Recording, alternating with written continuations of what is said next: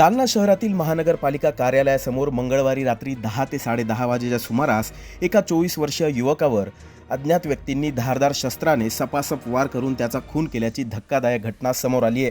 या घटनेमुळे शहरात एकच खळबळ उडाली आहे। मिळालेल्या प्राथमिक माहितीनुसार मयूर मेहेंदळे वय 24 राहणार बरवार गल्ली खडकपुरात जालना असे मृत युवकाचे नाव आहे। घटनेची माहिती मिळताच कदीम जालना पोलिसांनी तातडीनं घटनास्थळी धाव घेतली असून घटनास्थळाचा पंचनामा करण्याचं काम सुरू करण्यात आलंय। दरम्यान मयूर मेहेंदळे याचा खून नेमका कोणत्या कारणातून झाला, हा खून किती जणांनी केला आणि आरोपी कोण आहेत याबाबत अद्याप कोणतीही स्पष्ट माहिती समोर आलेली नाही। खुनापूर्वी काही वाद झाला होता का याचाही पोलीस तपास करत आहेत। घटनेची माहिती शहरात वाऱ्यासारखी पसरताच महानगरपालिका कार्यालय परिसरात नागरिकांनी मोठी गर्दी केली। परिस्थिती नियंत्रणात ठेवण्यासाठी आणि कायदा व सुव्यवस्था अबाधित राखण्यासाठी पोलिसांनी घटनास्थळी तगडा बंदोबस्त तैनात केला। उपविभागीय पोलीस अधिकारी अनंत कुलकर्णी यांच्यासह वरिष्ठ पोलीस अधिकाऱ्यांनी घटनास्थळी धाव घेत पाहणी केली।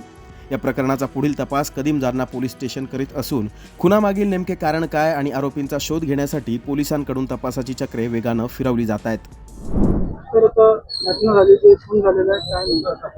हा महानगरपालिकेच्या समोर 9:45 ते 10च्या दरम्यान एक खुनाची घटना घडलेली आहे अशी माहिती आमचे पी.आय. जाधव मॅडम आणि पी.आय. शेवाळे साहेब यांना मिळाली होती।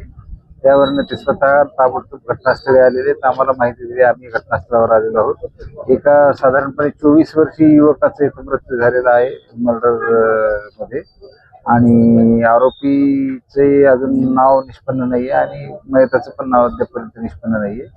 नेमकं काय आहे प्रकरण आम्ही बघत आहोत आणि अत्यंत प्राथमिक स्तरावर आहे सगळ्या गोष्टी।